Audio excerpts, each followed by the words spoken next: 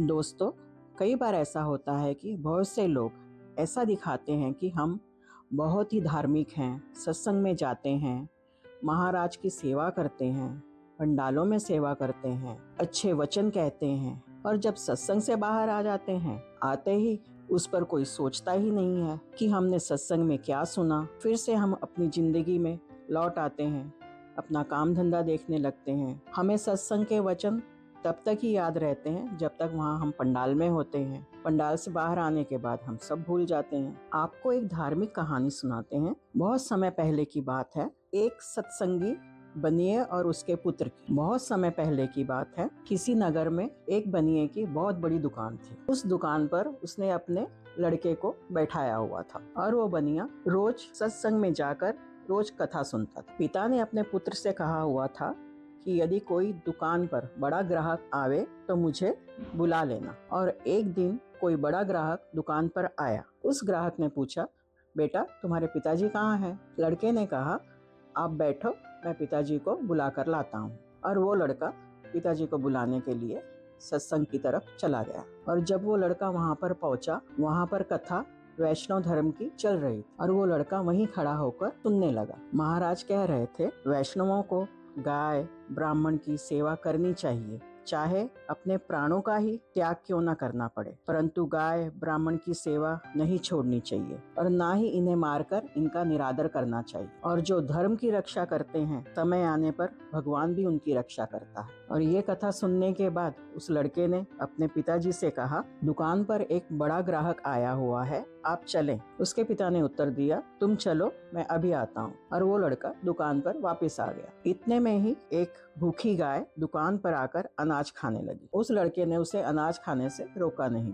पिता ने आते हुए दूर से ही देख लिया कि गाय अनाज खा रही है और ये मेरा लड़का उसे हटा नहीं रहा है। पिता ने आते ही कहा, अरे ओ अंधे, गाय अन्न खा रही है, तू इसे हटाता क्यों नहीं? पिता की बात सुनकर भी उस लड़के ने उस गाय को नहीं हटाया। उसके पिताजी फिर चिल्लाने लगे। उस लड़के ने उत्तर दिया, पिताजी आप क्रोधित क्यों हो रहे हो? आप आज सत्संग में कौन सी कथा सुनकर आए हैं? आज की कथा में महाराज ने कहा था, सिमरन करो तथा गाय ब्राह्मण की सेवा करनी चाहिए, यही हमारा धर्म है। यही सब सुनकर मैं भी आया था, इसलिए मैंने गाय को अन्न खाने से नहीं रोका और आप भी गाय को अन्न खाने दे। ये सुनकर पिता को और क्रोध आ गया और वो गाय को डंडे से मारकर हटाने लगा और लड़के से बोला, तू कोई मेरा गुरु है जो मुझे इस प्रकार उपदेश दे रहा है? जा, तू मेरे घर से निकल जा, मैं तुझे अपने घर में नहीं रख सकता। ये सुनने के बाद वो लड़का वहाँ से निकल गया। वहाँ से निकलने के बाद वो जंगलों की तरफ पहुँच गया और उसने चलते चलते देखा कि एक सांप ने अपने मुंह में मेढक पकड़ कर रखा हुआ है और वो मेढक बहुत तड़प रहा है। लड़के के मन में दया आई कि किसी प्रकार भी मैं इस मेढक को छुड़ा दूं और वो कोशिश करने लगा कि वो सांप उस मेढक को छोड़ दे। सांप ने मेढक को छोड़ दिया और वो सांप इच्छाधारी था। उसने उस लड़के से कहा कि मैं 3 दिन से भूखा था, मैंने इसे खाने के लिए पकड़ा था, तूने मेरा भोजन छीनकर अच्छा नहीं किया, मैं तुझे श्राप दूंगा। उसी समय उस लड़के ने कहा, आप मुझे श्राप ना दें, मैं आपकी भूख अभी शांत कर देता हूँ। उस लड़के ने अपनी जांघ से थोड़ा मांस निकालकर उस सांप को दे दिया, आप ये खा लीजिए, आपकी भूख शांत हो जाएगी। उसके बाद उस लड़के ने पत्ते वहां से ढूंढकर अपने जख्म पर बांधे और आगे चल पड़ा। आगे चलने पर उसे एक बूढ़ी औरत मिली जो सिर पर गठरी उठाए जा रही थी। ये देखकर उस लड़के के दिल में फिर दया जागी और वो उस बूढ़ी औरत से कहने लगा कि माता, तुम बुजुर्ग हो, इसलिए ये गठरी मुझे उठाने दो तथा मैं तुम्हारे साथ साथ ही चलूंगा। उस बूढ़ी औरत ने कहा, यदि तुम मेरे धर्म के बेटे बनोगे तो मैं तुम्हें ये गठरी उठाने दूंगी, नहीं तो मैं ऐसे कैसे तुम्हें गठरी उठाने दे दूं। उस लड़के ने कहा, ठीक है, मैं आपका धर्म का पुत्र बनता हूँ, अब आप मुझे ये गठरी उठाने के लिए दे दें।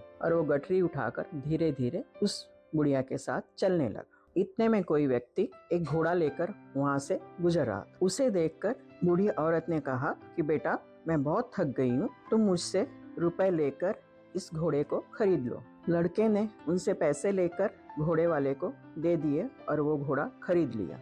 अब वो लड़का उस बूढ़ी औरत को माँ कहने लगा और ये दोनों माँ बेटे घोड़े पर सवार होकर चल पड़े। आगे चलकर उन्हें एक बालक मिला जो भूख से तड़प रहा था और उस औरत ने कहा, बेटा, इस बालक को भी अपने साथ ले लेते हैं, ये कहकर उसे भी उन लोगों ने घोड़े पर बैठा लिया। वहीं जंगल से निकलने के बाद चलते चलते वो एक राजधानी में पहुंच गए और उस माँ ने अपनी गठरी खोलकर एक डिब्बा निकाला और उसमें से 2 लाल रत्न निकाले और वो दोनों को एक एक रत्न देकर कहा कि ये रत्न देकर राजा से कुछ रुपए ले आओ। दोनों लड़कों ने राजा के पास जाकर वो रत्न दिखाए ते बदले में धन प्राप्त किया और वो धन और पैसे लेकर वो माता के पास वापस आ गए और उन पैसों से आलीशान एक मकान खरीद लिया और उसमें वो रहने लगे। और उस बूढ़ी माता के पास हीरे जवाहरात थे और वो दोनों मिलकर व्यापार करने लग गए। व्यापार करते करते मशहूर हो गए और वो राजा के भी प्रिय बन गए। और उस राजा के पास एक अंगूठी थी जिसमें बहुत प्रभाव था। उस अंगूठी में इतना प्रभाव था कि वो राजा की इच्छा अनुसार उसे पालकी में बैठाकर प्रत्येक स्थान की सैर करवाती। और एक दिन राजा दोनों लड़कों को साथ लेकर नदी में स्नान करने गया और नदी में स्नान करते हुए राजा की अंगूठी वहीं पर कहीं गिर गई। बहुत ढूंढा पर अंगूठी नहीं मिली। राजा बहुत परेशान। उस राजा ने ऐलान कर दिया कि मेरी अंगूठी जो भी ढूंढ कर लाएगा मैं उसका विवाह अपनी राजकुमारी के साथ करवा दूंगा। वो दोनों लड़के भी वहीं पर थे। छोटे वाले लड़के ने कहा, हे राजन, यदि तुम अपनी राजकुमारी का विवाह मेरे भाई के संग करवा दो तो मैं अंगूठी आपको ढूंढ कर ला देता हूँ। और उस राजा ने ये बात को स्वीकार कर लिया कि मैं अपनी राजकुमारी का विवाह तुम्हारे भाई के साथ करवा दूंगा। और वो लड़का तुरंत पानी के अंदर गया और वो अंगूठी ढूंढ कर ले आया। राजा खुश होकर उन्हें अपने महल में ले गया और उसके बड़े भाई के साथ अपनी राजकुमारी का विवाह संपन्न कर दिया। और राजा का कोई पुत्र नहीं था। उसी समय राजा ने अपना राज्य भी उसे सौंप दिया। उसके पश्चात वो बनिए का पुत्र एक कुशल राजा बन गया।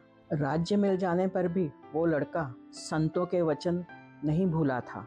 संतों के वचनानुसार वो सुबह उठकर स्नान आदि कर ईश्वर की भक्ति करता, हर एक की मदद करता और जो उसने सत्संग में सुना था उसने वो दिमाग में अपने रखा हुआ था, दिल में उसके बैठा हुआ था। बस वो सबकी सेवा करता और एक कुशल राजा बनकर राज करने लगा।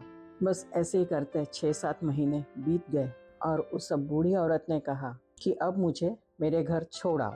उस लड़के ने माँ का वचन मानकर तीनों उसी घोड़े पर सवार होकर चल पड़े। रात के समय वो महल से निकल पड़े। सुबह होते ही वो घोड़ा बोला कि अब मुझे भी छुट्टी दे दो। लड़के ने कहा, आप कौन हो? उस घोड़े ने कहा कि बेटा, तूने मुझे पहचाना नहीं, मैं वही सांप हूँ जिसे आपने अपनी जान का मांस खिलाया था। ये सुनकर वो जो छोटा लड़का था वो भी कहने लगा, मैं वो मेढक हूँ, मुझे सांप के मुंह से निकालकर मेरी प्राणों की रक्षा की थी, इसलिए मैंने नदी में छलांग लगाकर राजा की अंगूठी निकाल लाई और आपका विवाह राजकुमारी से करवा दिया। और उसके बाद उस बूढ़ी औरत ने कहा, मैं वो गाय हूँ जो आपकी दुकान पर जाकर अनाज खाने लग गई थी और आपने मुझे वहाँ से हटाया नहीं था।